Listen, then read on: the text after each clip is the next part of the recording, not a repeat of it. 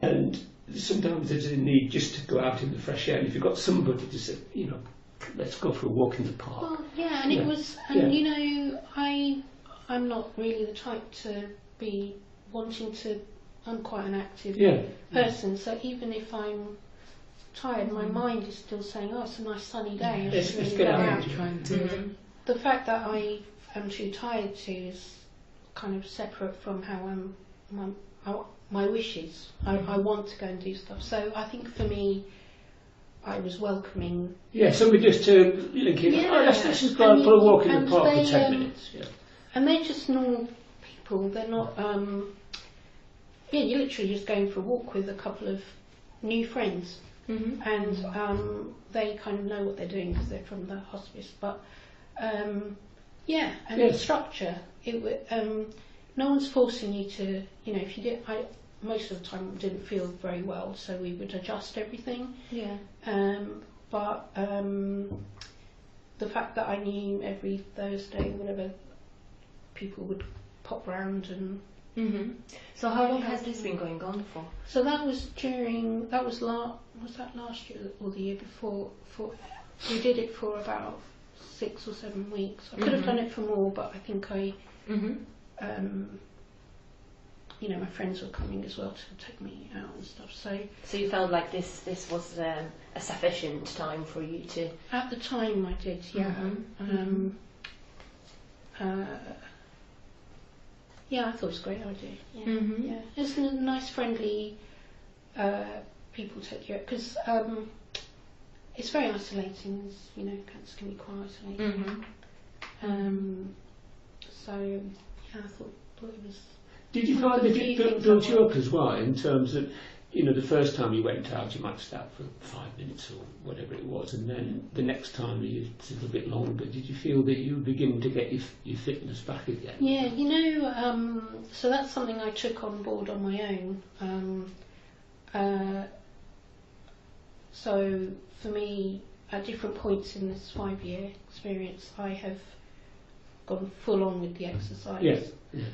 And that means the first time will be making myself fit enough to be able to go up a flight of stairs and then train myself to be able to walk to the gym. Yeah. It was all in stages. Absolutely. At the beginning I was saying I would go to the gym and have a nice cafe there, just have a cup of tea and go home. Yeah. I couldn't I had spine surgery, so I found it very difficult to put my socks on and stuff. I found getting changed so tiring and frustrating that that in itself was a workout at the beginning. But I think once I got changed and I went home because I was just too tired. But I stuck at it, and by the end of it, I am now able to run, which, as saying that, it's after major spine surgery, which is one of many. Through perseverance and I acknowledge that. Because I did sports before, that I know what I'm doing, so I've coached as well. So group exercise and activities, I really think that helps. In isolation, I think you have to have a lot of willpower to overcome the many things that people not going through cancer have to overcome, and then all the stuff that we have to do as well. Yeah, you have to have very strong willpower to get through fatigue, pain, breathlessness, all these things that I've had to. So, however, if it's a group and you're making new friends, and once a week you go and without any pressure do something active, maybe go for lunch afterwards. Yeah. If there's something like that, I would do it. Okay. Yeah. Thank you. What about you, Jenny? What do you find helpful and unhelpful to deal with the daily ups and downs of living with fatigue? Persistence for my grandbaby. that helps me. That helps me to kick around the ball or something. But then I'm tired, and he'll say, "Nanny, but you are well. Here, look at me. He's 7 years. You are well. There's nothing wrong with you." I'm like, "Oh, if only you knew." But persistence and from my son and from my partner, really, to go and walk. And like I said, we just come back from holiday, and I was eating loads of pineapple and walking on holiday. So, but by the time 1 o'clock came, I just wanted my bed, the hotel bed. I was just like, oh God, I'm knackered. But before, you know, I'd done 40-hour shifts. I was on every ward and everything. And now it's just, yeah. So you haven't had a chance to join in for any groups or to learn about I did not know of any. So if I knew where any are, would you be willing? Would you be yeah, interested? definitely, yeah. Okay. And what about individual support? Because Daisy mentioned that she actually likes to have this one-to-one input. Yeah, I think for discussions, one-to-one is good for if someone was trying to treat me for fatigue, because the groups, it's a different type of, I think that's separate from actually being treated. So if I'm, as with all my medical needs, I think an individual, because otherwise someone's going to have to listen to me going on and on about my sports. And they might be like, I've never done sports before and I don't want to do it, and I certainly don't want to listen to Daisy going on about it for an hour. So whereas I have found that it's much more helpful for me, and I'm sure for other people, because they have different needs. However, for activities, either is fine. Sports or workshops, like nutrition workshops, whatever, in groups or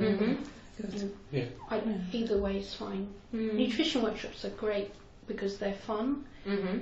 I think I really think all of it for fatigue, if we can put an element of fun into it, that would help.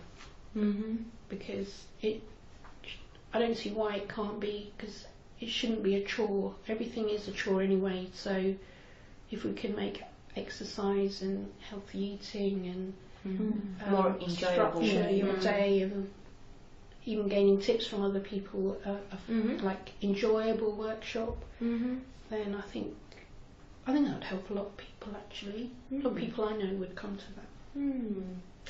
And so we talk about some sort of face-to-face support. Have you followed or have you experienced yourself, have you accessed yourself any other type of supports? We're talking about looking things up on the internet, maybe some remote groups, chats groups, Facebook forums, maybe books, booklets, leaflets, any of these things? I'd rather human contact, if that's. I don't. An app, fatigue, not for me. I don't think. No, I'd rather human. It's like if I go shopping, I'd rather see a human than the machine. If that makes sense, you know. You'd rather spend 5 minutes at the checkout rather than doing it yourself. Not doing it. Human interaction, I prefer. So, That's interesting. What about yourself, David? I'm not sure about. I mean, there are plenty of sort of leaflets about and that sort of thing. You go to Macmillan's Cancer Centre, and there is a lot of stuff there. And one thing I did do, I mean, I went and I did an advanced sports nutrition course online because I've got a stomach. So I thought, well, I need to know how the digestive system works, how I need to put on weight. So I started and how many calories do I, that sort of stuff. So I did it myself, and I came out of that. Not that I wanted to do it as to do it as a professional, but I just learned a lot about it. And in my experience, some people want to know in detail about things, and I'm kind of one of those. And some people don't care. When they say they don't care, they're not interested in learning the kind of details about it. And so one thing doesn't fit everybody. Sorry, can I just got on this call, just 2 seconds.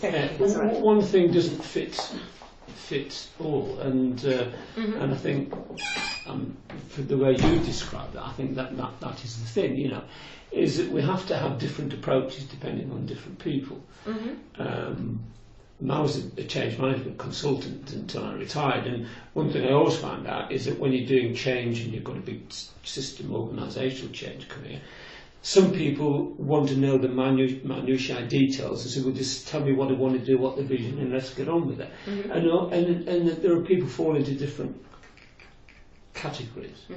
So And some people like interacting on the computer, going on the internet and that sort of, and some people don't. You know, some people much prefer a face-to-face thing.